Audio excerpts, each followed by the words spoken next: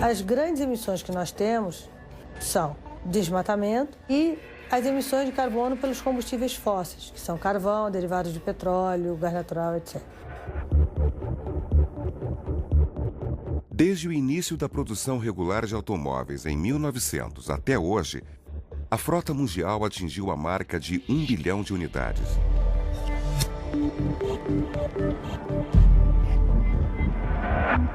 O problema energético tem que ser atacado, antes de mais nada, no perfil da demanda. Ou seja, nós temos que caminhar para estilos de vida e estilos de desenvolvimento menos gulosos em termos de energia. Estou aí no táxi há 22 anos. O grande problema, principalmente das grandes capitais, o volume de carros aumentou, a cidade cresceu e a infraestrutura permanece a mesma, é o caos. Dizem hoje temos 6 milhões, amanhã vamos ter 12 milhões de veículos em São Paulo. Não vamos ter 12 milhões de veículos. E São Paulo vai parar antes de ter 12 milhões de veículos. Começa a tomar corpo o grande vilão desse processo: a quantidade de poluentes que uma sociedade populosa e indisciplinada lança na atmosfera. Basically, by the use of fossil fuels and also the destruction of tropical forests, we are transforming the Earth's climate into something which is hostile to life on Earth and hostile to human life. So it's absolutely essential we create a new energy base. Já existe um aquecimento, o prenúncio do aquecimento global nas cidades. Essas ilhas de calor, elas são exatamente a mesma coisa em escala menor do que pode acontecer com o planeta em escala maior. Com uma diferença. Além de se reter calor, se retém poluentes. E os poluentes atmosféricos vão fazer com que a gente não consiga separar bem o oxigênio que a gente precisa das impurezas que vêm junto. A partir da década de 70, sinais incontestáveis das alterações climáticas e danos ao meio ambiente puseram a humanidade em alerta. Esse cenário nos trouxe a realidade do século XXI. Números alarmantes em relação ao aquecimento global.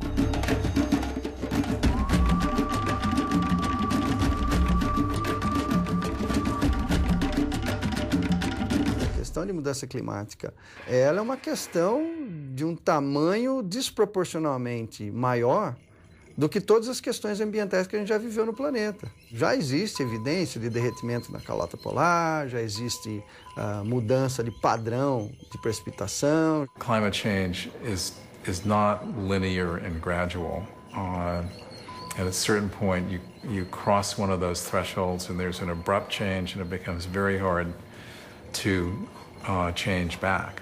We're already seeing responses in nature to the climate change that has already taken place. Some of them quite dramatic, like the oceans becoming more acid, some threshold changes in ecosystems.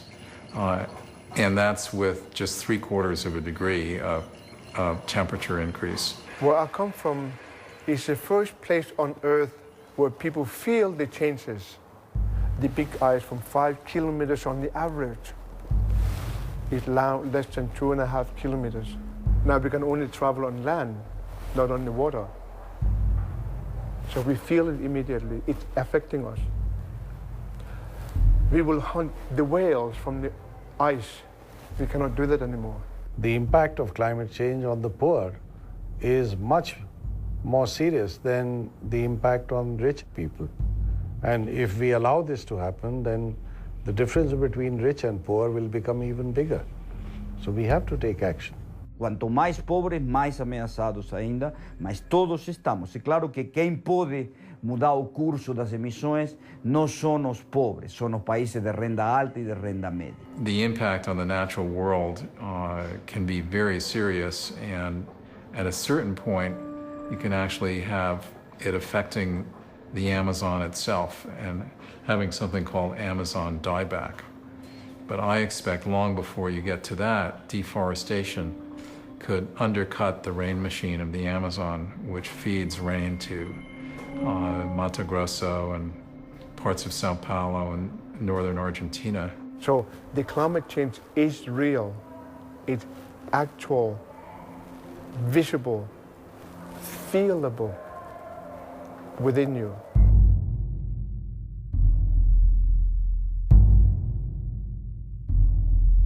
Aparece um dos pontos críticos da discussão ambiental dos dias de hoje: o balanço de carbono.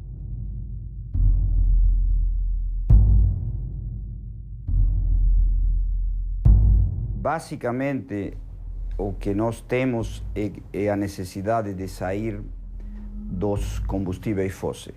É necessário que uma transição para uma economia de baixo carbono.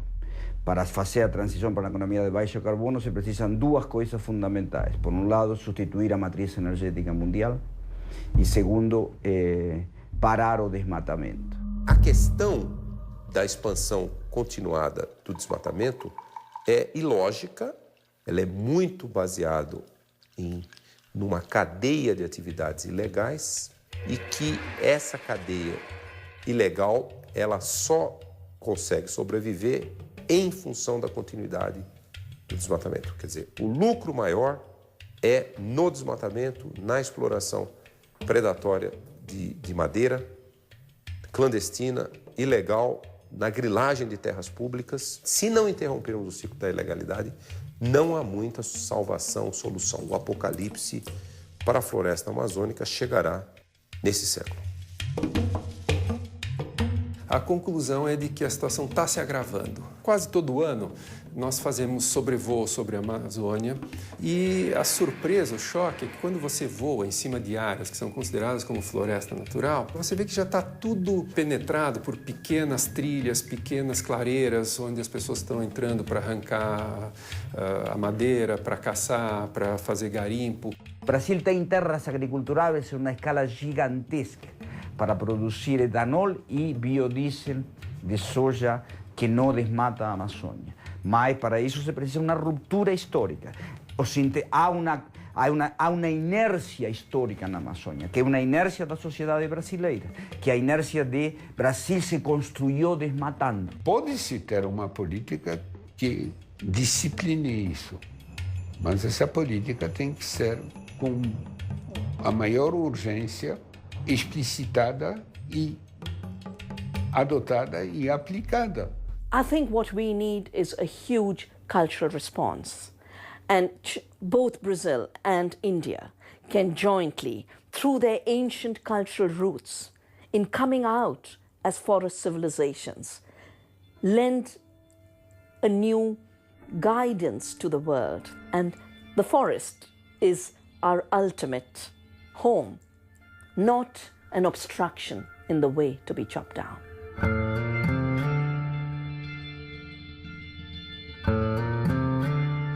O aquecimento global coloca-nos em uma situação em que temos que nos mover.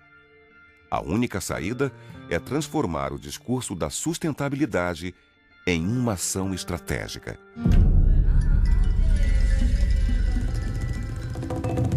Os biocombustíveis são importantes na transição para uma economia de baixo carbono.